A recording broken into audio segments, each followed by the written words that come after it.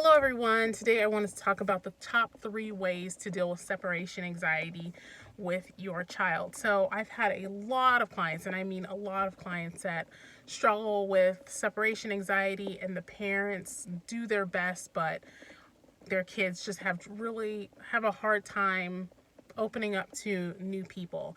And that could be the result of something happening in the past, or your kid being very little and they just like being with mommy. Most of the time it's mommy, let's be honest. Most of the time it's mommy. So these are the top 3 things that I would say to try and see how far you get. So the first one is to take your time, be gentle with yourself and with your child, because it's so easy to get amped up and caught in this story that you're telling yourself, right? Like, if you want to take them to the YMCA for, say, a PE class, and you're like, okay, you're amping yourself up. It's like, okay, what do I do if they start crying or throwing a fit? Do I stay? Do I leave? Da da da. So just go slow and be gentle with yourself, and don't create the story before it happens, right? Because if you've been through it a million and one times, you already know what's going to happen. But I would say take a step back from that and just say to yourself, it's like, you know what? I don't know what's going to happen this time. And I'm open to whatever occurs. And I'm going to be there to support my kid, because they start to feel our energy. So if you feel anxious, they're going to feel anxious, and that's just going to make things worse.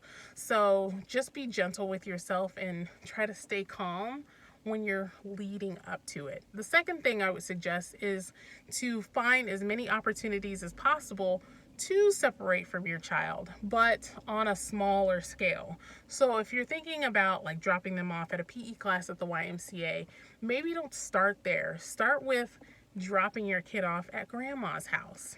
And if they're fine at grandma's house, which we all know grandma has ice cream and cookies, so they're going to be fine, maybe drop your kid off with uncle, or maybe with a family friend for a very short amount of time. So basically you're building up to it, right? So you start with where they're comfortable, and then go to different places where they're not so comfortable, and keep those periods of time really short, and then start to lengthen that period of time. So it's a build up. It's not a throw them in the pool situation. It's we're gonna go slow and see how you do, and I'm gonna work with you and talk you through it. So that's the second thing. And the third thing is to just talk to your child about how they're feeling, because sometimes we have a story in our head about why they're feeling this way, or they're acting out, or whatever, and sometimes we don't even give the child the opportunity to tell us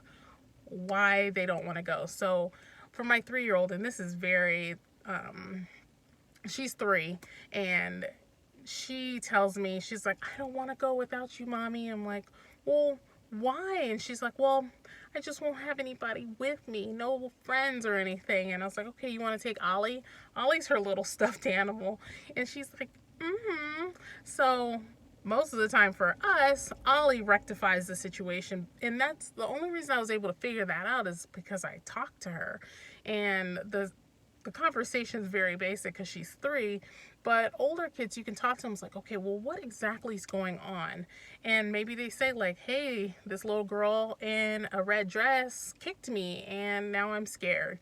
So then maybe you can get those 2 kids together and talk to both of them in a loving way to solve that problem. So just communicating with your child about exactly what's going on might in turn solve that problem, because you might think it's one thing and it might be something completely different that you can solve like that.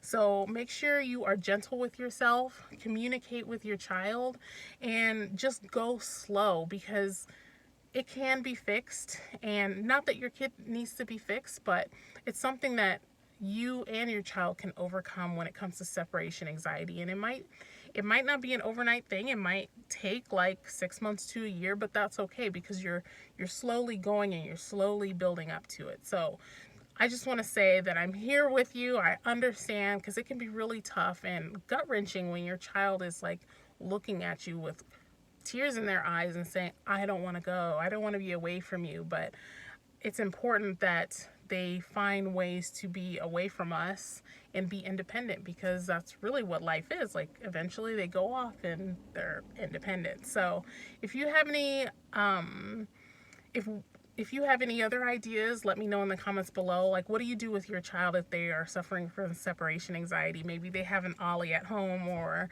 a special necklace, or something that they can keep with them. Let me know in the comments below, and I hope you're having a great day, and I'll see you tomorrow.